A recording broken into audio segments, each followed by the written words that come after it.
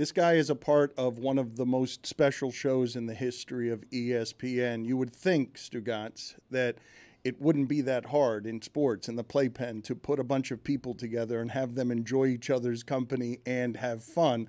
But Dan Orlovsky and NFL Live do a great job all the time of just losing it laughing on television, which if you watch a lot of television, you will not see. You'll see chuckle fests, fake laughter, but you will not see losing it laughter because people just enjoy being around each other. They're confident, they're relaxed, and they really do seem to appreciate one another. They'll be at the draft, but you're not doing any coverage from the draft, right? We're not going to be able to see you guys on television as part of the draft, or are we, Dan Orlovsky? Not during the draft, no. We'll be down there, like to your point, but we will not be live part of the draft. We'll probably end up deciding to do something stupid together. I don't know, some form on social media, but we won't be live during the draft, no.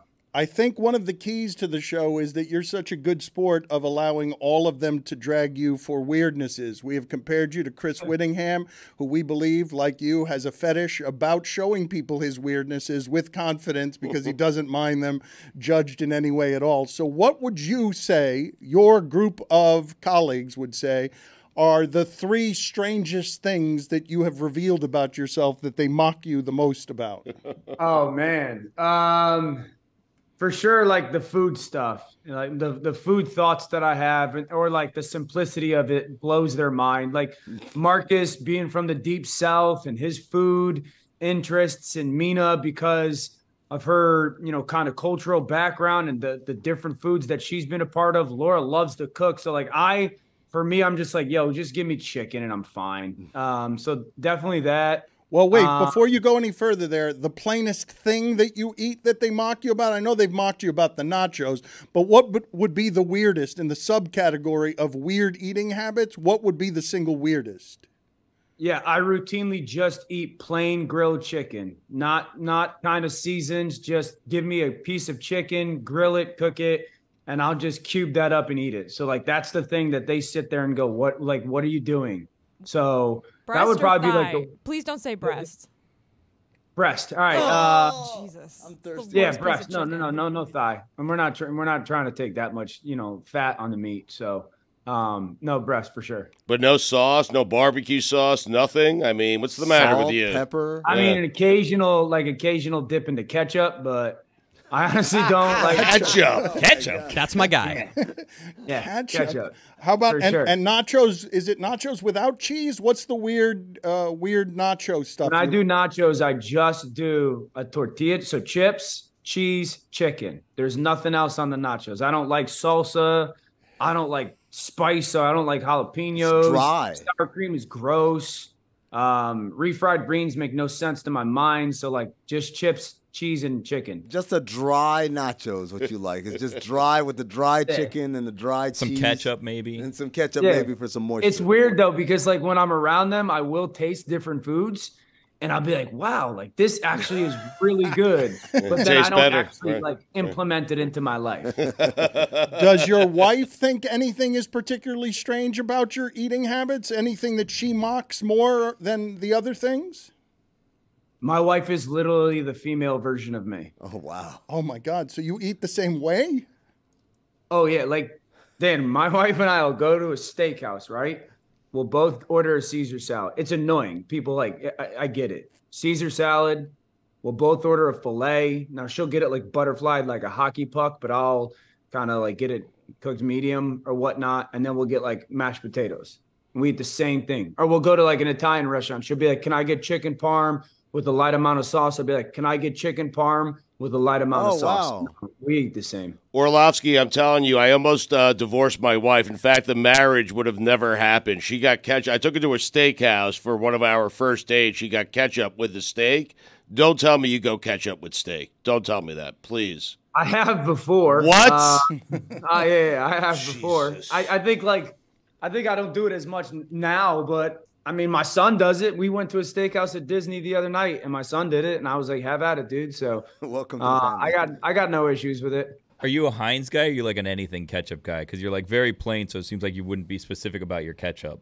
Yeah, I'm relatively open to whatever. God. I mean, more often than You're a not, monster. Heinz is where they Well, are. they're raising a monster. If they're a united front on plain food, they are their son. People are going to judge him. Their son is in for a difficult childhood of being a strange eater. Dano, he's created in the lab. I think I get. I do. I don't know the name of the person you talked about first, but like I love when people lose their minds over how weird I am. Like I find it fascinating that I can see like, yo, I like this food, and everyone's like, oh my gosh. So, Dan, when you played in the locker room, was it like that as well? Were your teammates always kind of making fun of your culinary decisions, or is this a new thing that's happened to you late in life? No, I think it's a newer thing. I think the locker room allowed me to kind of feel okay about it, though. You know, like the locker room is such a unique spot that like if you're not yourself and you don't embrace being yourself, like you're going to get exposed real quickly. So like one of the moments in a locker room, we were all playing down in Houston. This is probably 10 or 12 years ago. It was like me, Matt Schaub, Owen Daniels, Eric Wiston, Kevin Walter. Like we were all TJ Yates. We're all this group of people that didn't have kids yet. We played golf every day type of thing. We were always together. And Kevin Walter was this receiver in the league who played for like 12 years or something. And he would order 16 egg whites every morning, 16 egg whites and turkey. And he would just shovel it into his mouth. And I looked at him one day. I was like, yo, Kev, what? Like, I'm eating French toast or something. He's like, food is nothing but fuel.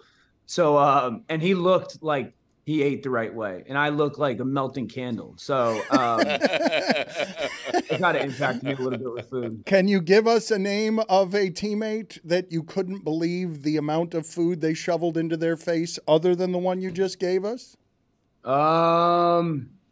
I mean, plenty of them. Calvin Johnson, like Calvin, I had so many moments. One of the like pinnacle moments of my life. Calvin, I'm 6'5". Right now I'm 200 pounds. Calvin is like 6'6", 240. And we would walk into the shower after practice, towels on. And I would look at him in the mirror and he would look at me and be like, how did you get that? And I got this. And I eat like as healthy as possible. And I see you having whatever you want you wake up and have 9 pancakes. I'm eating like a yogurt. For lunch, you have like 7 pieces of fried chicken. And I'm having like a piece of grilled chicken with half a cup of water. Like how does this happen? Calvin could eat whatever he wanted, whenever he wanted, and still look like he was cut out of stone. Classic Megatron, Dano. The second strange, weird thing that Dan Orlovsky's colleagues mock him about beyond the food is? Probably the recent towel take that I had, like the use of my towel, which is like, again, I don't understand the big deal about it. First of all, I have 4 kids. It feels like 900 at times. I should tell people that you said you go 30 dryings before you wash a towel. Yeah, like I get out of the shower, I'm 10 seconds, like quick dry off, hang it up. And so like I don't take my towel and throw it in the wash, every day. Certainly it's probably like once every 2 weeks, and I probably shower twice a day on average. So once every 2-3 weeks is when my towel gets washed. They were like disgusted by it. Doesn't it smell though? Doesn't it smell like with a moistness or no? Mildew, a little mildew, a little dampness? No. No, but how? Like I've seen that comment a lot. Like, how quickly does mildew show up on a towel? 3 weeks. Does your house have silverfish? Silverfish? Yeah, the little bugs that like wet towels. That would be I don't believe so. You should Wait, look into it. You should check the towels. So do you guys wash your towel after every single shower? Not every single one, but a couple of washes, 5 washes, 3 washes. Once a week. Weekend is laundry day. Sheets, towels, everything goes in there. See, we do laundry in our house basically every day. Like we have like, so that just throwing more towels in there, my wife's going to hate me more. I feel like the marginal cost of an extra towel in there isn't going to throw everything off, right? This doesn't change the workload. We just ask for a couple, just throw them in there. He's environment friendly though. We mock him about Yeah, go to this. these doing hotels laundry and they're every like, single if you want your towel washed, throw it on the ground. If not, hanging up, let's go green. So I'm just, I'm being a part of that. The third weirdness that they mock you about most often is? Man. I don't know. Like I'd probably tell you the Marcus, I think Marcus makes fun of how many teams I played on in the NFL consistently. Rutledge probably makes fun of how narcissistic I am a ton. And then Mina, I feel like makes fun of me running out of the end zone more than anybody right now. So, so I guess we got to ask more questions because you don't have any. I'm guessing that if you're that plain with the food or risk averse, that this probably shows up in other parts of your personality with some of your choices, does it not? Like, are you a creature of routine in other places? God, yeah. Yeah. I'm a creature of habit. Like before every show, I'm singing probably one of the 3 or 4 same country songs that I play all the time. Marcus gets mad at me because he doesn't like the music that I play. Yeah, I think like, they get mad at me. You know what is? They get mad at me because during the season when we're all basically working every day, 5 a.m, I'm sending video clips out to the group chat of like, yo, we should do this in the show. And they'll all make fun of me being like, Dan, we know you're watching tape. You don't have to send us clips every morning at 5 a.m. just to prove it to us. You overwork, correct? You over-prepare? 100%. You get to what percentage of the stuff that you actually have studied on the average broadcast? 5, 10%, if that. That's doesn't seem worth it. I got to be honest with you. Well, but he's more. Sounds like you're wasting a lot of time. But he's more informed. Focus on the 5 to 10%. Yeah, exactly. He's more informed than most, though. Like when he breaks down, you're looking for places to be different, right, Dan? Like you understand how difficult it is to be different. Oh, he's great at it. Yeah, but this is what makes him great. Orlovsky has no preordained right to have a great broadcasting job. He has to be great at broadcasting.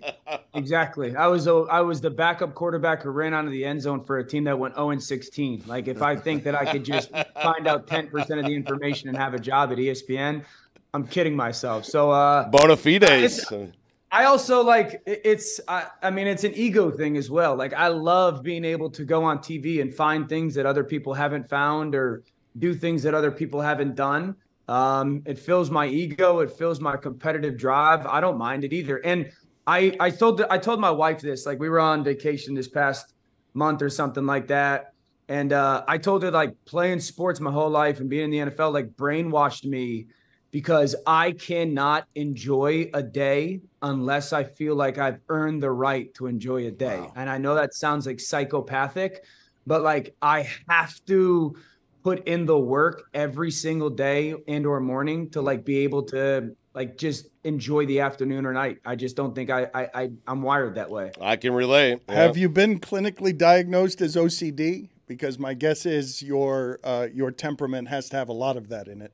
Nah, I don't think so. I don't feel like I'm OCD because I live with the guy this dude that played long snapper for the Lions, Don Muehlbach, for 100 years. He had no business playing the NFL. He had the worst body ever, but he played for 20 years.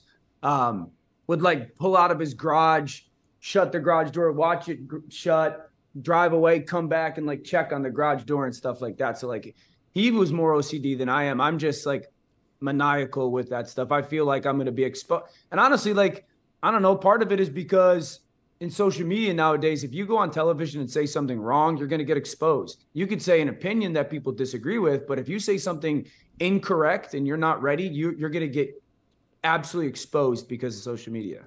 Dan, good not talking the draft with you. He is not part of ESPN's draft coverage on ESPN, but you should watch it anyway. Dan, good talking to you. Thank you, sir. Thanks, guys. Thank you, Dan. Thanks, Dan. I don't think there was anything cooler in basketball this weekend than everything happening in Sacramento. Tony hadn't seen Light the Beam. It is the greatest thing I've ever seen in sports. It's awesome. Obviously, the Kings play usually at a very late time. We have to wake up early for the show. I'm not usually sticking around for Kings games. They've been good this season. Historic offensively. I've never seen them light the beam. Dan, the Golden One Center, was incredible. The beam goes to space. Yes. It's crazy. And Mike Schur has been trying to tell us. He was out in front on, look at him. Look how frustrated he is. You were so right, Mike. Yes, that the Sacramento Kings, everything about the Kings on and we're all confused by it. How could we not be? It is really hard, given how many teams make it in that sport to the playoffs, to go 16 years without going to the playoffs. I went to Sacramento. I did a live report about a Sacramento Kings game on this show and told you all how this was the most exciting thing in basketball and you should all pay attention. And just now, Tony in the playoffs is like, hey, cool things happening in Sacramento. I've been hammering this drum. Tony was right. For months. Yeah. Thank you, Billy. You were, and I'm guessing, given that you were hammering this drum and you're an egomaniac, I'm guessing you enjoyed Sacramento beating Golden State more than you enjoyed what the Celtics did to the Hawks. I knew the Celtics were going to win Game 1 against the Hawks. Come on. Who cares? But everyone outside of the Sacramento Kings fan base and me, including some unnamed so-called basketball experts who are sitting in that studio with you right now, thought the Golden State Warriors were going to win that game. They thought they were going to sweep the series. I had Bill Simmons on one side saying, as soon as Steph gets in, he's going to snatch their souls away. I've got Amin Hassan over here, who, by the way, he and I would have been at that game if it weren't for his sort of foolish commitment to his family and children and their youth sports that they play. He basically... He screwed me over. Let's call it what it is. He screwed me over. We were going to go to the game, and then he was like, sorry, my 12-year-old daughter has a basketball game. So we could have been there. We could have been there to watch that beam get lit. The point is, everyone thought the Warriors were going to win that game. Everyone. I was the only one who stood fast and said, no, tonight we light the beam. I won't lie, Mike. When I'm watching the game, I'm like, man, it would have been fun to be there. Like it just seemed so crazy, man. It seemed fun, but come on, man. Hold on for a second. Like, you were not sitting there all confident that the Kings were going to win. I 100% was. The whole time you're watching Steph hit shots that are hitting the ceiling, and you're like, lucky shot. All I thought was, that's going to make it even tougher on Steph and Clay when they lose this game because they came so close. What's second place to atmosphere?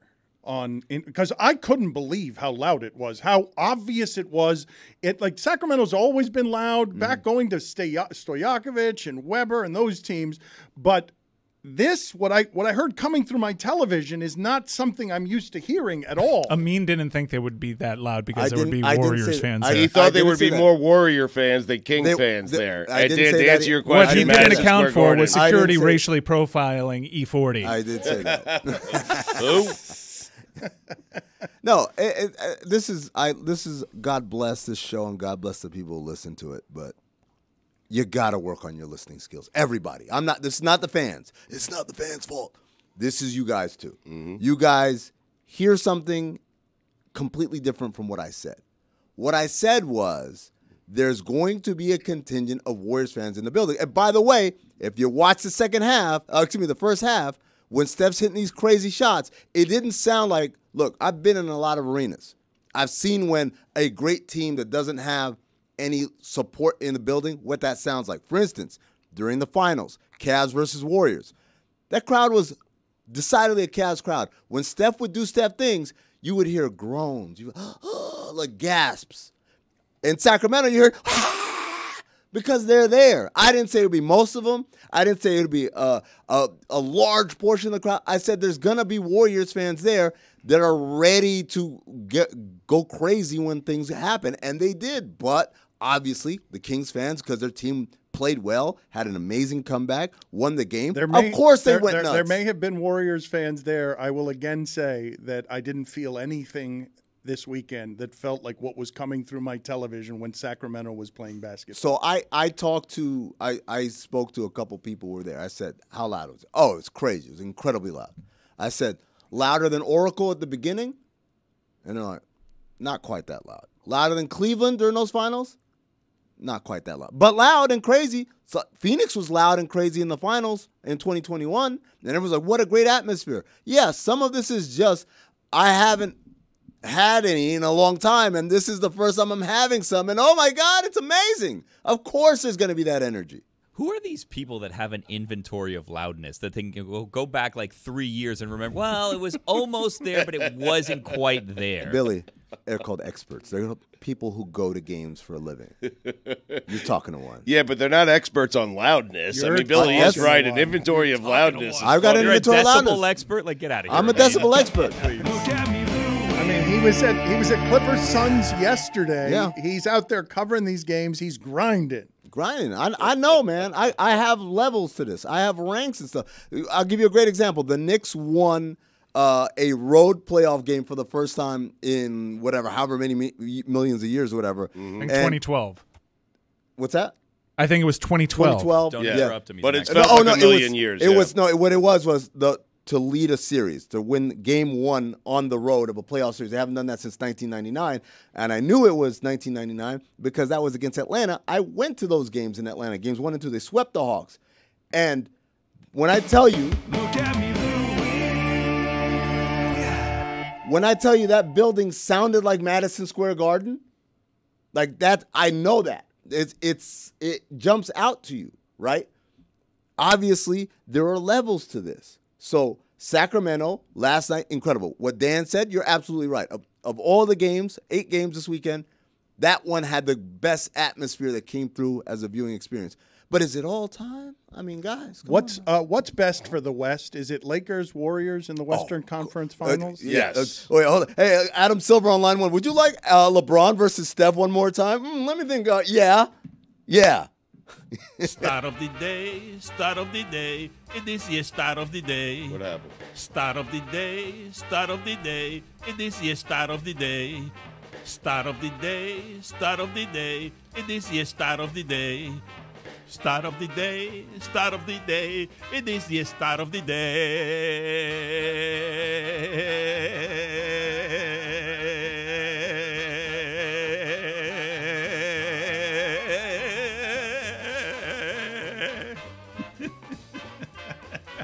What did happen? No idea. Amin was just talking too long about. Yeah, I got annoyed and just hit the stat of the day music because I was tired of him. Dan has the controls now. Yeah. Dan has the controls now, so he'll be able to passive aggressively just shut people up with imaging, but he doesn't have a fader, so it's not great. And he asks questions and then gets mad at answers, I guess. Yeah. Just long-winded. Suns Warriors. Just normal. half I know you got your choice, but normal workflow here, Just Papa. long-winded. It wasn't long-winded answers. at all. This is a terrible idea to give Dan the controls. Mm-hmm. Let me just say right now, I predict disaster. I should have them. There you go. All right. I guess we're doing the stat of the day. Oh, my God. What Go was ahead, that? Mike. Yeah, don't worry about it. Just keep it moving. New studio week, Mike. I mean, yeah, I know. This is, I don't know. This is going to take a while to get used to this vibe. Yeah. Jessica hasn't even talked yet. I feel like she feels trapped between Mike and Tony. I still don't even know how, kind of.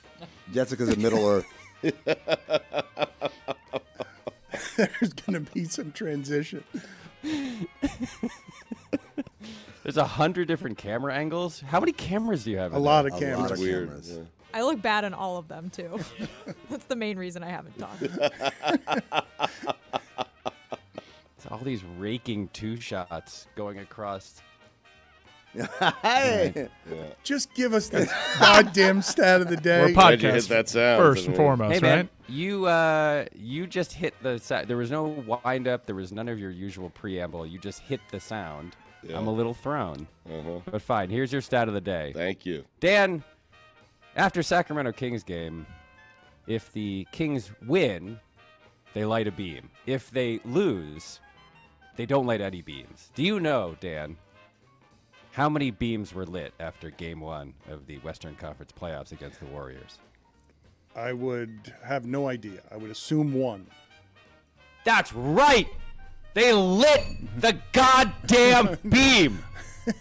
One giant goddamn beam was lit after the Sacramento Kings Game 1 against the Warriors. Do you know that the last Kings playoff win, Dan, 102-84 over the Spurs, April 30th, 2006, Keegan Murray was 5. That box score will have some funny names on it, right? The 2006 playoff box score. Let me see if I can name some. Bonzi Wells? Wait, Oh, give you me a don't second okay. to look it up. Okay, here we go. But by the way, what if the beam is what leads to an alien invasion? I was thinking about that. What is the beam really? Mike, do you have an answer for that? Like, is it just a huge Is it a light? laser? It's Like, light. what is it? It's a declaration very of bright war. light. It's a declaration of war. It's a declaration of war on the aliens. You guys are afraid that the Sacramento Kings are going to bring us to intergalactic Dan, apocalypse. it's going to space. I don't think you understand this beam. It is like I don't think you understand this. I saw it. What do you mean I don't understand it? Well, if the Luxor in Vegas hasn't yet brought us war, I don't think the beam in Sacramento is going to bring it. I like the idea that there's aliens up there, and every once in a while they look out their window and they're like, "Oh, Kings won. Cool." Whatever. All right, I got the box score. If you Whatever wanna- happened if to you- those beams that they did back in the day that would like when there was like a big movie opening or whatever? Crisscrossing Yeah, that's spotlights? how they would get you They to still come. do to see- that. I miss those. They still do that outside of clubs. I don't think Really? that it does that. Yeah, I guess that's a beam, but it's just spotlights. I think going 11 back and has forth. one of It those. makes you right? feel like something big's going on. Yeah. Yeah. I mean, this will be good audio here. You just Sure. guessing names on this box score. Go ahead. Bonzi Wells, Yeah. Yep. Ron Artest. No. No Ron Artest? Oh, it. Artest is on there. Meta Yeah. World Peace. It's Meta World Peace. It's Meta World Peace. Yep. Apologies. Mike Bibby. Mm-hmm. These aren't the funny ones, though. I want the obscure ones. I want the bench. Lawrence players. Potapenko. Vitaly Ah, Potapenko. Potapenko. You want Corliss Williamson. I Mike mean, You want Sharif Abdur-Rahim. Oh, Sharif. He's Yeah. Jason Hart. He's playing the game correctly. You're giving me You stars. want Nazi Muhammad. You want Nesterovic. Oh, on the Spurs. I was like, Nazi didn't play there. Thank you, Mike. We will talk to you tomorrow. All right. Jessica, had you been to the west coast of Florida before the wedding that you attended this weekend? Never. Really? Never been really anywhere in Florida other than Miami and Orlando, and like the rest stops outside of Jacksonville. What did you make of the west coast of Florida? What were your keen observations on the other coast? I can't speak for all of it, but I will say they're right about the sunsets. They get great sunsets over the Gulf. Billy, why are you making a face? Well, because the sun sets in the west, so yeah, they're gonna get They it were right. right There's nothing about they it. can do to get it wrong. You know what I mean? I mean, people are always like, "Oh, the best sunsets are over there," and I'm like, "Sure, I'm sure the ones in Miami are nice too." But they were right; they're pretty nice. I'll give them that. Jessica also found herself thinking of Stugotz this weekend because she walked into an establishment. I don't know what the establishment was, and upon seeing something, she screamed out loud. Let me set the scene. I walk into this like divey seafood restaurant. There's a sign on the back that says "Guys and Gulls." Like very punny, right? I need to use the restroom, so I go back there, and there's like a weird like lobby before the bathrooms. And inside this weird lobby behind the swinging door, a cigarette dispensing machine. Oh, wow. Oh my God. Where is this place? Screamed. Yeah. Siesta Key. It's like 4 hours away from here, Stugotz, but it was functioning. There was a sign on it that said like only 1s and 5s, please. It was really, really just wild. Right by my house. I mean, Was it an old-timey one? Did you inspect it where you have to pull out a knob in order? Yeah. Like it's been there since 1980. I took a video of it. I took a few videos of it. So I went to the restroom and I didn't have my phone with me. Shocker, I know. And then I went back to my table and then I grabbed my phone and went back to the bathroom to take a video of it. So the people in the restaurant probably thought I had tummy troubles, but I was not on my way to Tummy Ache City. I was on my way to the cigarette dispenser. Did you buy any? I didn't buy any. I wouldn't know where to start, truly. But I did examine it. It looked very dusty and old, like rustic gold knobs. It was ginormous. It's as big as like a soda dispenser. it sounds heavenly. It sounds beautiful. The last time I saw one was in Austin, Texas with Mike Ryan at that country music bar we went to. Yes. I got think- 10 singles. I bought myself a pack. I mean, how about that? I still think there is a market for selling Lucy's out of a machine. I don't want to go back I there love a Lucy. and buy a whole pack, spend $50. I don't know how much cigarettes cost these days, but I know they're expensive. Just give me one so I can be like, look, I'm actually holding a fake There cigarette it right now is. for some reason. I'm not sure why. Nah, but 'cause you're- let me go put in a 5 and get a Like little a flapper. Lucy. Like a flapper, You're exactly. holding a long see? cigarette. I Why want are a you cigarette, holding that? actually. Is that a cigarillo? What is that thing It's called? like Vincent Price. It's what the killers in Colombo smoke out of. It's also 101 Dalmatians, right? Cruella de Cruella Vil. de Vil. By the way, Dan, when You you, have see to wear a the cig- glove for it too. So they have those got sticks so this. you don't get your fingers all yellow like Stugotz. What are you talking about? Dan, you know when Sticky speaking pads. of cigarette machines, we have a term for that on Cinephobe. It's called 20 CB. And we're gonna look cowbell for it. When that's a very 20 CB thing. Things that happen only in the 20th century that are just extinct now. Yeah, that's cigarette machines. I need to explain to people, I'm guessing that the younger people in our audience might not have any idea how this thing works, because it is the knob, you pull it out, and it's a bit like a foosball knob, right? How else would you explain to somebody how long it is for that knob? You have to pull it out, and it's quite the tug. It's like a pinball machine. Yeah. It's not electronic in any way. It's not like a soda machine where you see an arm pick it up and drop it over here. Wait, really? You got to work to smoke. It's mechanical. Yeah. You're doing all the work right here, like Dan said. Just pull it back like a pinball machine. It was fully stocked. Like they had every type of cigarette, and I posted a video of it on my TikTok. Newports? Yeah, they had everything. Woo. Are we talking vintage cigarettes or stuff from now? Because the vintage ones are stronger. Marlboro Red. I don't think there may be cigarettes that have been in there since 1980. It seemed like it. It was Randall Cunningham's birthday like a few days ago or whatever, and so I was watching these highlights on Instagram, and one of them is like the back angle. You see him throw the ball, and the ball goes up in the sky, and in the background, a Marlboro ad in the stadium, and I was like, "Damn, that's a 20 CB moment." How do you pronounce that? That's Marlboro. Marlboro. Nailed it. Yeah. Marlboro. Oh, that's the 6 borough. The Marlboro man. My ethnicity is coming out on that. Yes, you made it a borough in New York. This cigarette dispensing machine, though, was so ancient. I'm guessing Baron Collier himself once got a Marlboro Red from this machine, like in the 1930s, on his way to the railroad depot. It was fascinating. He owned half of Florida real estate, Collier County. Yeah, got it. Railroad tycoon. Do you guys have items that remind you of a place in particular? Because like a cigarette machine, for whatever reason, and I don't even know if they had one, reminds me of Don Carter's Kendall Lanes for whatever reason. A Kendall staple. Like I don't know if you guys think of one place in particular when you hear about a cigarette machine, but for whatever reason, I just think about that place when I hear cigarette machine. I have a place. It was the Doral Ale House. Always had a cigarette machine. It was smoking or non-smoking. I was like a kid. I was like, what do you mean? The smoke's right there. To me, it's not a place. To me, what gets conjured there is a conflicted time, because I look at a cigarette machine and I have this feeling very strongly, conflicted inside, roiling. Oh, good times. Bad times. I only think good times. It is a special kind of foul once you've reached the drunken desperation of, you know what, I just like a cigarette. I don't want an entire pack of cigarettes. There's a market for Lucy's. That's all I'm saying. I just want to have one or two. I'm going to regret when I look in this pack in the morning and there are more of these than I ever accounted for, more than I will smoke the rest of my life. True story. When I was in college in Atlanta, I used to, because people would always ask, hey, man, you got a cigarette? I would buy a pack, then take one cigarette and put it behind my ear. People would come up and say, do you have a cigarette? I say, it's my last one, but I'll sell it to you for $1.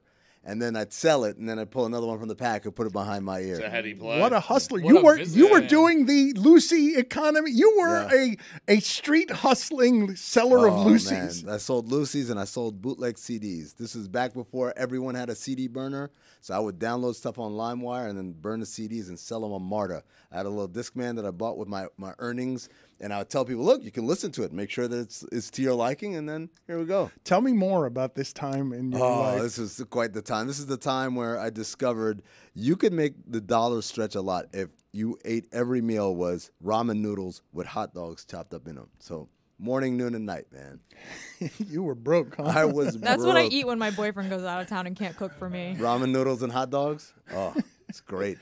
Tell me more about which was the biggest of the economies? The CDs, for sure. Because this was right when the explosion of music being available online was happening, but not everyone had the resources. Obviously, there were no MP3 players, so everything had to be burned on a disc. Having a CD burner was a big deal, and having a duplicator was a big deal also, because you put one in and it spits out. But what was your sales technique? Where were you selling? How were you doing it? How much were you selling? I was literally going on the train. MARTA's the subway in Atlanta, and I would go from car to car, and I would profile. Like, I'd look at someone like, hey, I got that new Jay-Z, and like $5, and they say, you ain't got it, because it would always be like weeks in advance. I said, look, you can listen to it.